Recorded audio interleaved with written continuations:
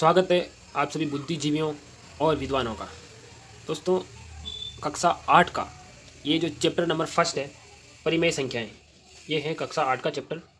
और इसमें परिमेय संख्या के अंदर आज जो क्या है कि इसमें जो परिभाषाएं आएगी, जैसे इसमें प्राकृत संख्या, पूर्ण संख्या, पूर्णांक संख्याएं, तो इनकी परिभाषाओं को आप एक बार नोट कर लेते हैं, ताकि ये परिभाषा आपको हमेशा पढ़नी पड़ेगी, हमेशा याद रखनी पड़ेगी। और आगे जो भी जब चैप्टर हम पढ़ेंगे उनमें सभी में ये संख्याएं काम आएगी।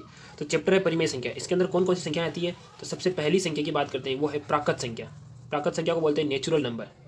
नेचुरल नंबर, अब इसकी परिभाषा क्या है कि ऐसी संख्याएं जो एक से शुरू होती हैं, एक से शुरू होती है तथा अनंत तक जाती है। अनंत तक, अनंत का मतलब जहाँ तक इसका विस्तार हो सके वहाँ तक, एक से शुरू और अनंत तक जाती है। ठीक है, तो इनको प्राकृत संख्याएं बोलती है। अब प्राकृत संख्या कौन सी है? जैसे 1, 2 हो गया, 3 हो गया, 4 हो गया, जैसे ऐसे एग्जैक्ट लास्ट तक जाएगी।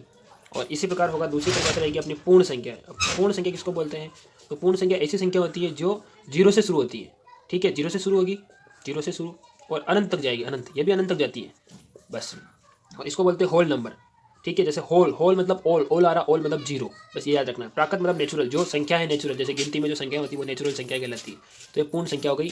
पूर्ण संख्या 0 से शुरू होती है और अनंत तक जाती है, जैसे 0, 1, 2, 3 लास्ट तक। ठीक है, अब बात करते हैं पूर्णांक संख्याओं की। काफ़ी इंपॉर्टेंट है ये भी कि पूर्णांक संख्याएं होती क्या है। ठीक है, पूर्णांक संख्या, पूर्णांक संख्या तो ऐसी संख्याएं जो पॉजिटिव भी होती है और नेगेटिव भी होती है, मतलब धनात्मक और ऋणात्मक संख्याएं। जैसे जो संख्या रेखा होती है, जैसे 0 यहाँ पे, तो 1, 2, 3, 4 ये लास्ट तक, और यहाँ पे -1, -2, -3 इस प्रकार लगातार चलती रहेगी। तो यानी कि 0 भी इसके अंदर इंक्लूड होता है। 1 पॉजिटिव भी है इसमें और 1 नेगेटिव भी है, मतलब ऐसी संख्याएं जो धनात्मक होती है और ऋणात्मक भी होती है, उन्हें हम पूर्णांक संख्याएं कहते हैं। ठीक है, ये तो आपको नॉर्मली याद रखना है। अब बात करते हैं सबसे पहले इस चैप्टर के बारे में कि अच्छा ये परिमेय संख्या किसे कहते हैं। परिमेय संख्या मतलब होता है प्राइम नंबर, प्राइम नंबर। ठीक है, तो ऐसी संख्याएं, मैं परिभाषा लिख देता हूँ अच्छे से, कि ऐसी संख्याएं जो P/Q के रूप में लिखी जाती है, जो P/Q के रूप में लिखी जाती हैं, रूप में लिखी जाती है। ठीक है, आप साथ साथ में नोट डाउन करते जाइए। लिखी जाती हैं जहाँ, अब यहाँ PQ तो लिख दिया, लेकिन PQ है क्या असल में? जहाँ P/Q पूर्णांक है। समझ गए? पूर्णांक का मतलब पॉजिटिव भी हो सकती है और नेगेटिव भी हो सकती है। तथा यहाँ पर एक सबसे ध्यान रखने वाली बात यह है, जहाँ Q का मान 0 के बराबर नहीं होना चाहिए। समझ गए? ये आपको अच्छे से याद रखना है, यानी कि Q का मान 0 नहीं होना चाहिए। 0 हो गया तो वो परिमेय संख्या ही नहीं होगी। कैसे? एग्जाम्पल से समझते हैं। इसका एग्जाम्पल है, जैसे मैं इसको बोलता हूँ 4/5, तो यह 4/5 ये भी परिमेय संख्या। जैसे मैं लिख देता हूँ 4/-5, या 2 बार माइनस हो गया, क्या हो गया? -4/5।